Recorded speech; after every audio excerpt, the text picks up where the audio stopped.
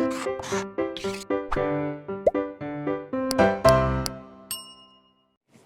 बच्चों, welcome to our study channel blueprint digital. मैं सचिन शर्मा, आपका फिजिक्स टीचर, आपका वेलकम करता हूं हमारे आज के इस लेक्चर में। तो आज का लेक्चर हमारा बेसिकली अंकिक प्रश्नों पर आधारित है। आज हम केवल अंकिक प्रश्न देखेंगे, वो भी चैप्टर नंबर 11 के। तो चैप्टर नंबर 11 क्योंकि परमाणु की संरचना पर चल रहा था, तो परमाणु की संरचना और स्पेक्ट्रमों की उत्पत्ति हमने इसमें बहुत अच्छी तरह से समझने का प्रयास किया। तो कोशिश हमारी ये रही है कि जो भी आपको समझाया गया वो अच्छी तरह से आपको समझ में आ गया होगा। तो अब उनके कुछ प्रश्नों को हम हल कर लेते हैं जो कि हमने टॉपिक पढ़ाते समय आपको वहाँ पर नहीं बताए। तो कुछ इंपॉर्टेंट टॉपिक्स हैं जिनके ऊपर कुछ अंकिक प्रश्न एग्जाम में पूछे जाते हैं, तो वो क्या हैं वो हम यहाँ पर पढ़ने की कोशिश करेंगे। पढ़ते हैं, एक अल्फा कण 4 × 10⁴ वोल्ट के विभवांतर से गुजरकर चांदी के एक पत्र पर आपतित होता है। क्या दिया हुआ है इसमें? एक अल्फा कण 4 × 10⁴ वोल्ट के विभवांतर से गुजरकर चांदी के एक पत्र पर आपतित होता है। चांदी का परमाणु क्रमांक 47 है। क्या दिया हुआ है? परमाणु क्रमांक 47। गणना कीजिए। क्या गणना कीजिए? आपतित होते समय अल्फा कण की गतिज ऊर्जा। जब वो आपतित हो रहा है तो उसकी गतिज ऊर्जा कितनी है? फिर कहता है नाभिक से 6 × 10⁻⁻12 मीटर पर अल्फा कण की गतिज ऊर्जा कितनी है और अल्फा कण की नाभिक से निकटतम पहुंच की दूरी कितनी है। तो इसको हमें हल करना है। तो पहले हम ये देखते हैं कि इसमें दिया क्या क्या हुआ है हमें। तो हल यहाँ पर करते हैं हम इसका। क्योंकि ये अल्फा कण है, बात समझना, अल्फा कण है तो इस पर आवेश कितना होगा? मान लिया मैंने Q ले लिया इसका आवेश, तो Q जो आवेश होगा वो 2e के बराबर होगा। किसके बराबर होगा? 2e के। तो इलेक्ट्रॉन का दुगना आवेश अल्फा कण पर होता है। किस पर होता है? अल्फा कण। तो अल्फा कण के लिए मैं Q अल्फा b से लिख सकता हूं। इसके बाद जो दिया हुआ है विभवांतर, विभवांतर दिया हुआ है 4 × 10⁴ वोल्ट।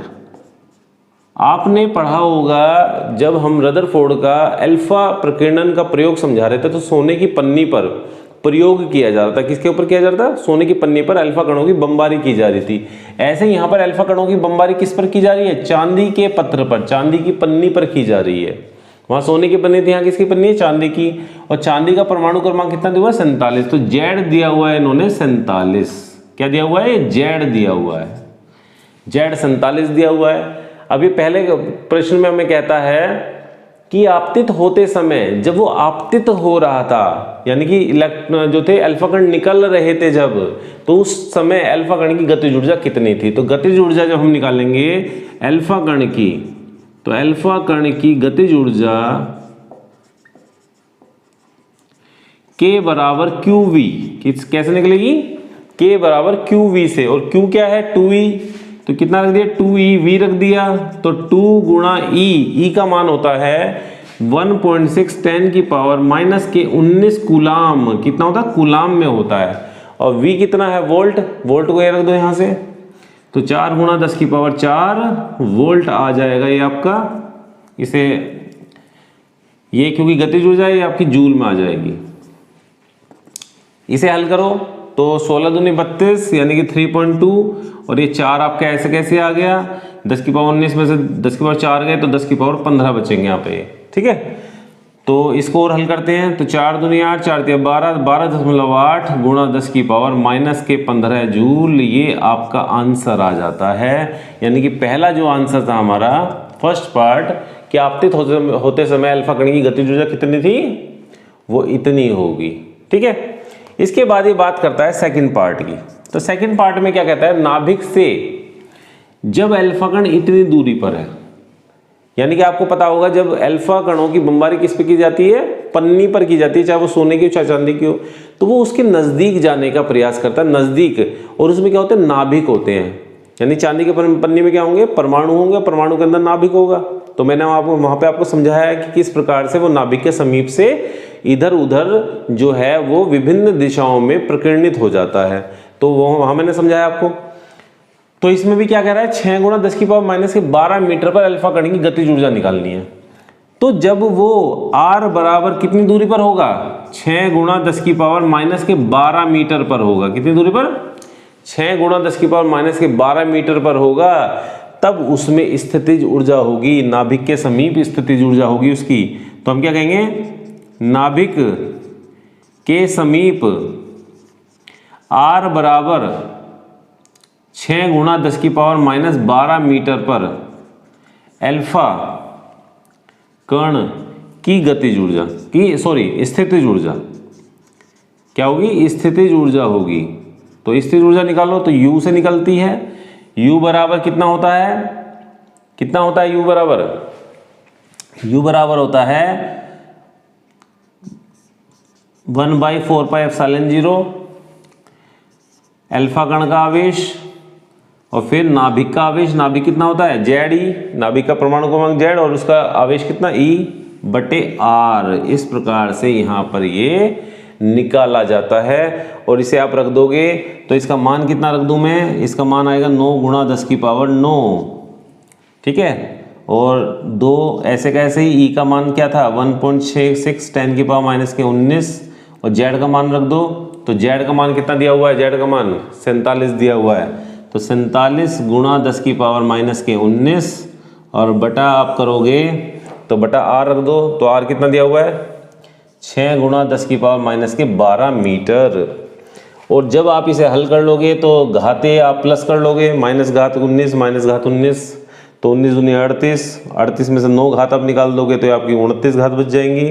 तो माइनस के 29 और 10 की पावर माइनस के 12 ऊपर जाकर प्लस के हो जाएंगे। तो जब आप इसे निकाल के लाओगे तो ये आपका आ जाएगा 360.96 और 10 की पावर माइनस के 17 जूल। ये इस प्रकार से आ जाएगा आपका।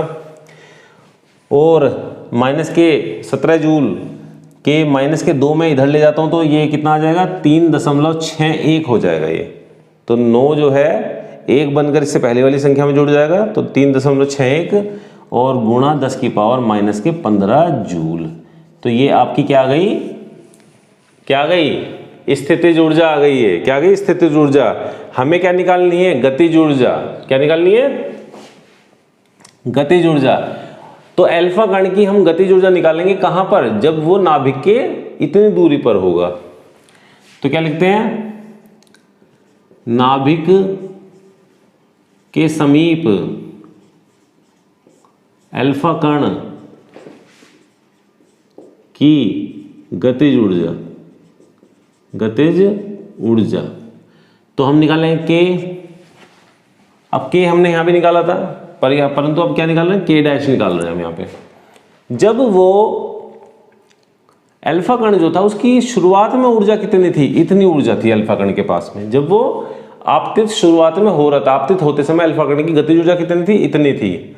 और उसकी इतनी ऊर्जा तब है जब वो नाभिक के समीप पहुंच गया। तो नाभिक के समीप जो है उसकी क्या होगी? उसकी गतिज ऊर्जा जो होगी वो इस ऊर्जा में से इस ऊर्जा को माइनस करके मिलेगी। हमें क्या मिलेगी?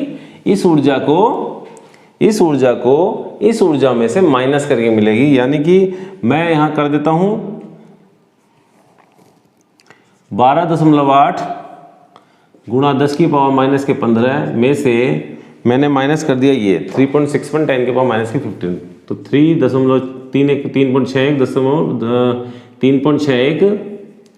3.61 10 की पावर माइनस के 15 और ये कितना है? जूल में है। ये माइनस करो इसे, ये आपका आ जाएगा 9.1 और ये आपका आ जाएगा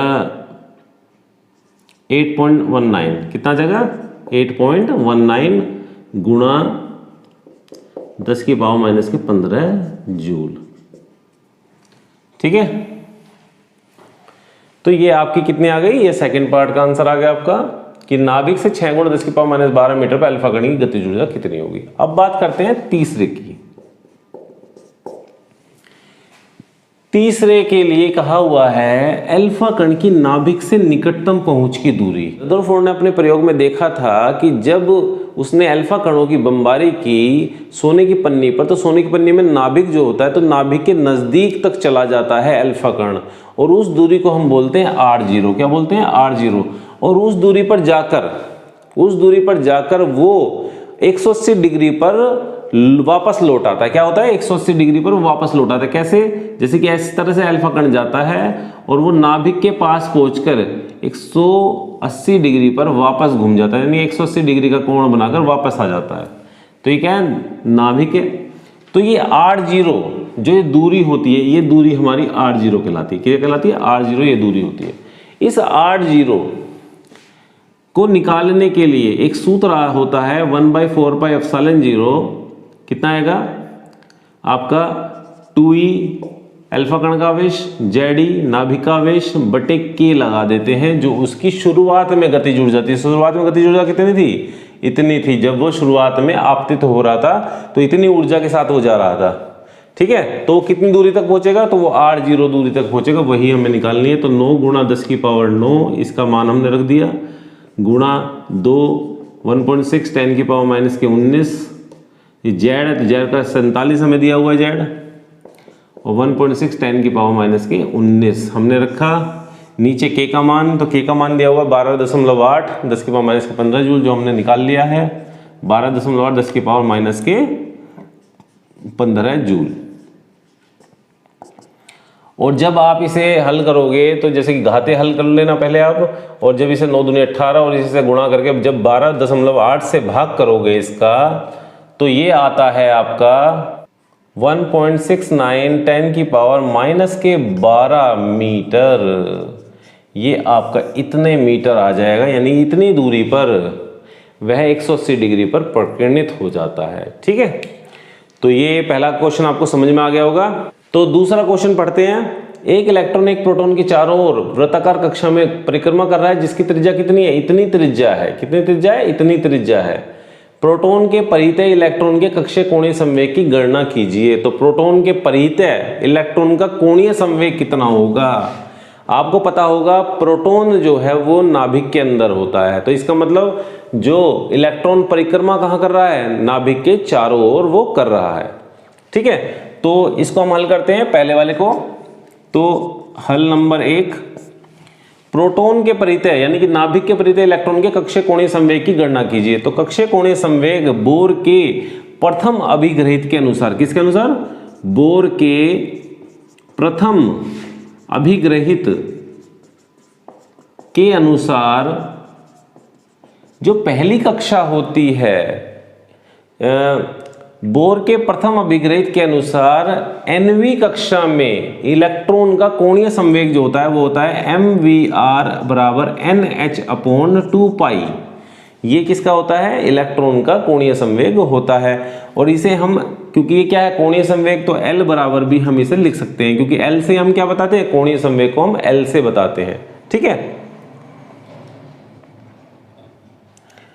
तो यहां से जब हम इसका मान निकालेंगे तो n का मान हम रख लेते हैं 1, यानी कि पहली कक्षा के लिए हम कर रहे हैं। किसके लिए कर रहे हैं हम? n बराबर 1 कक्षा के लिए हम कर रहे हैं।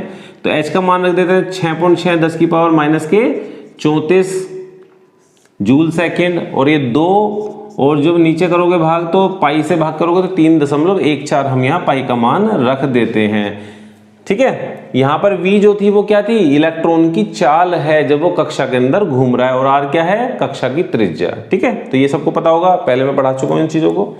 तो जब आप इसको हल करोगे तो ये आ जाएगा आपका 1.05 10 की पावर माइनस के 34 जूल सेकेंड आ जाएगा। ये कितना आ जाएगा? 1.05 10 की पावर माइनस के 34 जूल सेकेंड आपका क्या आ गया? कोणीय संवेग आ गया, ठीक है। अब कहता है ये कि निकाय की कुल ऊर्जा इलेक्ट्रॉन वोल्ट में ज्ञात कीजिए। तो निकाय की कुल ऊर्जा कितनी होती है? तो निकाय की जो कुल ऊर्जा होती है, सेकंड वाला यदि मैं इसका हल करूं तो निकाय की जो कुल ऊर्जा होती है ई से बताते हैं, और वो बताते हैं हम E² बटे 8πε0 r। E बराबर माइनस के E² 8πε0 r। जब आप इसमें r का मान रख दोगे तो r का मान जो एक वो सूत्र होता है जो मैंने पढ़ाया हुआ है, तो वो यहाँ पर रख दोगे तो एक दूसरा सूत्र बन जाता है ई का, ठीक है। तो परंतु जब हम क्या निकाल रहे हैं? निकाय की कुल ऊर्जा निकाल रहे हैं इलेक्ट्रॉन वोल्ट में, तो यहाँ पर हमें आर के पदों में लिखना है। इसे किसके पदों में लिखना? आर के पदों में। तो आर के, क्योंकि आर इसमें दिया हुआ है मान, ठीक है। E², इसे मैं लिख सकता हूं 2 गुणा 4πε0 r, ठीक है। तो ये कितना हो गया? 1/4πε0 r। इसका मान क्या होता है? सबको पता है। ये 2 मैंने ऐसे कैसे लिख दिया, और इसका मान क्या होता है? 1/4πε0 का मान होता है 9 गुणा 10 की पावर 9 कितना होता है 1/4 पाई एप्सिलॉन 0 का मान होता है 9 गुणा 10 की पावर 9। तो ये कहाँ चला जाएगा 9 गुणा 10 की पावर 9, ये ऊपर चला जाएगा। तो 9 गुणा 10 की पावर 9 और यहाँ आर का मान रख दो। तो आर का मान कितना दिया हुआ है 5.3 10 की पावर -11 मीटर। और जब आप इसे हल करोगे तो हल करके आ जाएगा ये माइनस का 21.76 गुणा 10 की पावर -19 जूल आ जाएगा। जब आप इसे हल कर लोगे तो ये इतना आ जाएगा। और यदि मुझे इलेक्ट्रॉन वोल्ट में निकालना है जो कि कहा हुआ है, तो मैं इलेक्ट्रॉन वोल्ट में निकालने के लिए इसे भाग दे देता हूँ कितने से 21.76 गुणा 10 की पावर -19 और मैं भाग दे देता हूँ 1.6 10 की पावर -19 से। तो ये इलेक्ट्रॉन वोल्ट में बदल जाएगा और इसका मान कितना आ जाएगा तब इलेक्ट्रॉन वोल्ट में बदल के -13.6 इलेक्ट्रॉन वोल्ट। तो ये इसका यहाँ पर मान आ जाएगा। तो इस प्रकार ये वाला हमारा क्वेश्चन हल हो जाता है। क्वेश्चन पढ़ते हैं, दिया हुआ है हाइड्रोजन स्पेक्ट्रम में। तो तीसरा क्वेश्चन पढ़ते हैं, दिया हुआ है हाइड्रोजन स्पेक्ट्रम में पाश्चन श्रेणी। तो कौन सा क्वेश्चन है, पाश्चन श्रेणी के ऊपर क्वेश्चन दिया हुआ है। तो पाश्चन श्रेणी की तृतीय एवं पंचम स्पेक्ट्रम रेखाओं की तरंगदैर्घ्य निकालनी है। तो तीसरी रेखा और पंचम रेखा। मैंने आपको जब हाइड्रोजन का उत्सर्जन स्पेक्ट्रम बताया था, क्या बताया था, हाइड्रोजन का मैंने उत्सर्जन स्पेक्ट्रम बताया था। तो मैंने उसमें ये बताया था कि पाश्चन श्रेणी जो होती है उसके लिए तरंगदैर्घ्य यानी कि विकिरण जो आनी चाहिए, विकिरण n बराबर 3 में आना चाहिए। किस में आना चाहिए, पाश्चन श्रेणी के लिए n बराबर 3 में विकिरण आना चाहिए। यानी इलेक्ट्रॉन कहाँ कूदना चाहिए, n बराबर 3 में कूदना चाहिए। तो वो कहाँ से कूदना चाहिए, तो यदि वो n बराबर 4 से कूदता है, 4 से कूदता है तो ये पहली रेखा होगी, पहली स्पेक्ट्रम रेखा होगी ये वाली, ठीक है। और यदि ये कूदता है n बराबर 5 से, कहाँ से कूदता है n बराबर 5 से, तो ये दूसरी रेखा होगी, दूसरी स्पेक्ट्रम में रेखा होगी पाश्चन श्रेणी की। और यदि ये n बराबर 6 से कूदता है तो ये कौन सी होगी, तीसरी होगी। तो हमें कौन सी बतानी है, तीसरी बतानी है। और कौन सी बतानी है, पांचवी बतानी है। और यदि वो कूदता है n बराबर 7 से, कहाँ से कूदता है, n बराबर 7 से कूदता है, यानी कि चौथी यहाँ से होगी। कहाँ से होगी, ये तीसरी आपकी यहाँ से थी, तो चौथी कहाँ से होगी, n बराबर 7 से, यानी कि यहाँ से, ठीक है। तो ये चौथी होगी। और पांचवी कहाँ से होगी, n बराबर 8 से होगी, यानी कि यहाँ से होगी। तो यहाँ से जब इलेक्ट्रॉन कूदेगा n बराबर 3 में, कहाँ से, n बराबर 8 से जब कूदेगा तो हमें पांचवी रेखा प्राप्त होगी। और हमें कौन कौन सी रेखा के लिए बात करनी है, तीसरी के लिए और पांचवी के लिए। तो तीसरी रेखा कहाँ से आ रही है, n बराबर 6 से आ रही है। और पांचवी रेखा कहाँ से आ रही है, n बराबर 8 से आ रही है। कहाँ से आ रही है, 8 से आ रही है। तो इसमें बस इसी चीज का हमें ध्यान रखकर आगे चलना है। तो हल करते हैं इसको, तीसरा क्वेश्चन हल करते हैं। तो पाश्चन श्रेणी की जब हम बात कर रहे हैं तो इन्होंने दिया हुआ है कि E बराबर ये होता है। तो कितना होता है, E बराबर लिख लेते हैं जरा, 2.18 10 की पावर -18 बटे n स्क्वायर। ये जूल में इन्होंने यहाँ पर हमें दे रखा है, परंतु हम इसे इलेक्ट्रॉन वोल्ट में बनाएंगे। तो जब इलेक्ट्रॉन वोल्ट में हम इसे बनाते हैं तो इलेक्ट्रॉन वोल्ट में बनाने के लिए आपको पता होगा, मैं कई बार भी क्वेश्चंस में इस काम को कर चुका हूँ। क्या कर चुका हूँ, तो 1.6 10 की पावर -19 कूलाम से इसे भाग दे देते हैं तो ये इलेक्ट्रॉन वोल्ट में बदल जाता है। किसे बदल जाता है, इलेक्ट्रॉन वोल्ट में बदल जाता है। और नीचे n स्क्वायर ऐसे का ऐसा ही है।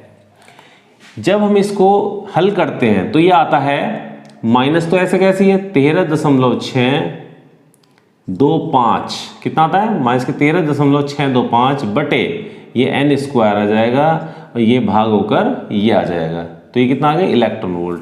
तो आपको ये पता है अब ये वाला फॉर्मूला, कौन सा वाला, ये वाला 13.625 बटे n स्क्वायर। अब ये कहता है तीसरी के लिए हम निकाल रहे हैं।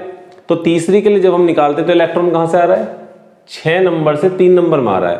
तो n बराबर 6 के लिए जब वो n बराबर 6 में है इलेक्ट्रॉन तो हम E6 निकाल लेंगे। यानी कि जब इलेक्ट्रॉन n बराबर 6 में है तो उस स्तर की ऊर्जा कितनी होगी, जो ये स्तर है n बराबर 6 स्तर जो है इसकी ऊर्जा कितनी होगी, इसकी ऊर्जा होगी E6। तो इसमें रख दो 13.625 बटे n स्क्वायर, n की जगह रख दी हमने 6 की घात 2 कितनी होती है, 36 होती है। और जब आप इसे हल करोगे तो ये आपका आ जाएगा माइनस के 0.378 इलेक्ट्रॉन वोल्ट। अब ये 6वें स्तर से कहाँ आ रहा है, तीसरे स्तर में आ रहा है, तो n बराबर 3 के लिए और निकाल लो इसे। तो n बराबर 3 के लिए E3 निकालेंगे, यानी कि 3 में ऊर्जा कितनी होगी, 3 वाले स्तर की ऊर्जा कितनी होगी, माइनस के 13.625 बटे 3 की घात 2। और जब आप ये निकालते हो तो आपका कितना आ जाता है, 1.136 इलेक्ट्रॉन वोल्ट आ जाता है। आपका कितना आ जाता है, इतना आ जाता है। जब इलेक्ट्रॉन यहाँ से यहाँ कूद जाएगा, 6 से 3 में आ जाएगा, तो ऊर्जा विकसित होगी, ऊर्जा विकृत होगी। तो ऊर्जा कितनी विकृत होगी, इन दोनों के मान के अंतर के बराबर। जो इन दोनों की ऊर्जाओं में जो अंतर है, इस वाले स्तर की ऊर्जा में और इस वाले स्तर की ऊर्जा में जो अंतर है, वो हमारी ऊर्जा जो है उत्सर्जित होगी, यानी कि डेल्टा ई हम निकालेंगे। तो डेल्टा ई बराबर किसके लिए निकाल रहे हैं हम, तीसरी के लिए निकाल रहे हैं। ये हम कर रहे हैं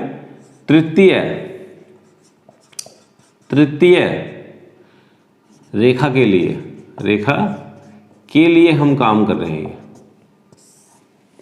तो डेल्टा निकाल दिया, तो डेल्टा कितना आ गया, E6 माइनस E3। E6 में से E3 माइनस कर दो, तो E6 कितना है, माइनस के 0.378 इलेक्ट्रॉन वोल्ट में से माइनस ये वाला माइनस, और E3 माइनस के 1.136 इलेक्ट्रॉन वोल्ट। तो ये करो जरा हल इसे, तो कितना आ जाएगा ये, तो माइनस के 0.378 माइनस माइनस प्लस हो गया, तो 1.136 इलेक्ट्रॉन वोल्ट। इसमें से जब माइनस करोगे तो कितना आ जाएगा, करो जरा माइनस, तो ये आ गया आपका 16 में से 8 गए 8 बचे, यहाँ बचा 2, ये हो गए 12, 12 में से 7 गए 5 बचे, आपका आ गया यहाँ पे 0 बची, ठीक है। यहाँ कितना बचे 0, यहाँ कितने आ गए 10, एक इधर आ गया तो 10, 10 में 3 के 7, तो 0.758 आपका इलेक्ट्रॉन वोल्ट ये आपका आ गया। प्लस की राशि बड़ी है और माइनस की राशि छोटी है, तो प्लस की ही बचेगी, ठीक है, ये क्लियर है। तो यहाँ पे निकाल रहा था तरंग दैर्घ्य निकालनी थी, तो हम तरंग दैर्घ्य निकाल लेंगे। तरंग दैर्घ्य तीसरी रेखा की तरंग दैर्घ्य कितनी है, तो लैम्डा बराबर, एक सूत्र मैंने आपको बताया था 12375 बटे डेल्टा ई, और ये इलेक्ट्रॉन वोल्ट में होता है यहाँ पे। तो ये जब रखोगे मान आप, तो 12375 बटे डेल्टा ई का मान रख दो ये वाला, तो 0.758, और जब इस मान को रखोगे तो ये आपका आ जाएगा 10,894 एंगस्ट्रॉम। तो ये इतना एंगस्ट्रॉम आपका आ जाएगा। क्लियर है। तो n बराबर 3 के लिए हमने इसको निकाल दिया, तीसरी रेखा के लिए हमने ये आपके लिए निकाल दिया। अब हम बात करते हैं पंचम रेखा की। किसकी बात करते हैं, पंचम रेखा की। तो पंचम के लिखा हुआ है, पंचम रेखा के लिए। तो पंचम रेखा के लिए हम क्या निकालेंगे, पंचम रेखा के लिए जब निकालेंगे तो इलेक्ट्रॉन कहां से कहां आ रहा है, 8वें से तीसरे में आ रहा है। तो n बराबर 8 के लिए हम E8 निकालेंगे। क्या निकालेंगे, n बराबर 8 के लिए E8 निकालेंगे। तो निकालो, कितना दिया हुआ है, माइनस के 13.625 बटे n स्क्वायर, n की जगह 8 की घात 2 रख दो, और ये इलेक्ट्रॉन वोल्ट। और ये जब आप सोल्व करोगे इसको तो ये आ जाएगा 36, 8 और 64, 64 है, तो 64 से डिवाइड करोगे माइनस के 0.213 इलेक्ट्रॉन वोल्ट आ जाएगा। कितना आ जाएगा, इतना आ जाएगा। अब ये आता कहाँ है इलेक्ट्रॉन, 3 में आ जाता है। तो 3 के लिए भी E3 निकाल दो। तो 3 के लिए जब E3 हमने निकाला था तो कितना निकला था, माइनस के 1.136 इलेक्ट्रॉन वोल्ट। तो माइनस के 1.136 इलेक्ट्रॉन वोल्ट हम पहले ही निकाल चुके हैं। तो डेल्टा ई, जब इलेक्ट्रॉन यहाँ से यहाँ आया तो ऊर्जा विकृत होगी, ऊर्जा उत्सर्जित होगी, तो कितनी होगी, इसकी ऊर्जा में से इसकी ऊर्जा माइनस कर दो, यानी कि E8 में से E3 माइनस कर दो आप। तो E8 कितनी है, इतनी है, माइनस की 0.213 माइनस ये वाला, और E3 का माइनस भी लगा दो, ठीक है, ये भी इलेक्ट्रॉन वोल्ट में है। तो माइनस 0.213 माइनस माइनस प्लस 1.136, इसे आप निकालोगे तो कितना आ जाएगा, ये धनात्मक और ये ऋणात्मक संख्या, इसमें से इसे माइनस कर दो। तो 6 में से 3 गए 3, 6 में से 3 गए 3, 3 में से गया 2, यहाँ बचे 11, 11 में से 2 गए 9, तो 0.923 इलेक्ट्रॉन वोल्ट। अब यहाँ पे भी हमें तरंग दैर्घ्य निकालनी है पंचम रेखा की, क्योंकि कौन सी रेखा निकली है, पंचम रेखा के लिए निकल रहा है, तो पंचम रेखा की तरंग दैर्घ्य निकालेंगे, यानी कि लैम्डा डैश निकाल दो। तो 12 3 7 5, यहाँ डेल्टा ई डैश बोल दो इसे अब, बटे डेल्टा ई डैश, ये आपने रख दिया। ये भी इलेक्ट्रॉन वोल्ट में होता है नीचे, तो 12 3 7 5 बचे जब डेल्टा ई डैश आप ये रख दोगे मान 9512 एंगस्ट्रॉम, तो इस प्रकार से आपकी तरंग दैर्घ्य लैम्डा डैश भी निकल जाएगी। ठीक है, तो ये पंचम रेखा की तरंग दैर्घ्य है, तो इसे आप लैम्डा 5 भी लिख सकते हो या लैम्डा डैश लिख सकते हो, और ये आपकी जो निकली है लैम्डा 3 आप इसे लिख सकते हो। ठीक है, तो लैम्डा 3 के लिए निकाल दिया, लैम्डा हमने 5 निकाल दिया यहाँ पे। तो इस प्रकार से क्वेश्चन जो है हल हो जाता है। तो बच्चों आज जो इम्पोर्टेंट क्वेश्चन थे इस चैप्टर के जो रह गए थे वो मैं आपको आज समझा दिया है, तो इनको आप दोबारा से प्रैक्टिस ज़रूर करें, एक बार वीडियो को रिवाइंड ज़रूर करके देखें, और क्वेश्चंस को लिखकर आप खुद उसे सॉल्व करने का प्रयास करें। ठीक है, तो क्वेश्चन को लिख लें और खुद इन्हें सॉल्व करने का प्रयास करें। और उसके अलावा जो आपकी एक्सरसाइज वगैरह में बुक वगैरह कोई होगी आपके पास, एनसीईआरटी वगैरह कोई किताब होगी, तो उसमें इस तरह के क्वेश्चन आप देखिए और उनको सॉल्व करने की कोशिश करो। किसी प्रकार की कोई क्वेरी आती है तो आप मुझे हमारी जो ये वीडियो का कमेंट बॉक्स है उसमें आप वहाँ पर कमेंट कर दें। ठीक है, तो वो मेरे पास पहुँच जाएगा और मैं जो भी उसका कुछ बता सकता हूँ तो मैं आपको बता दूंगा उसके बारे में। ठीक है, तो नेक्स्ट वीडियो में अब हम मिलेंगे।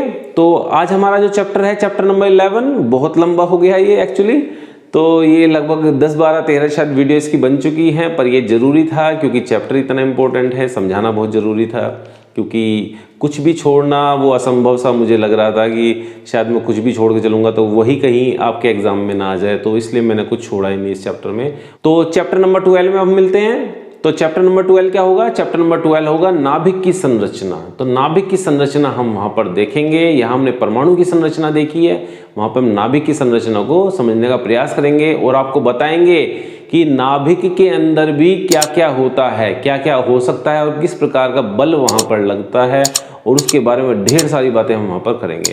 तो आप बिल्कुल भी मिस ना करें नेक्स्ट लेक्चर्स को। ठीक है, तो till then good bye and thank you for watching our videos. Thank you very much.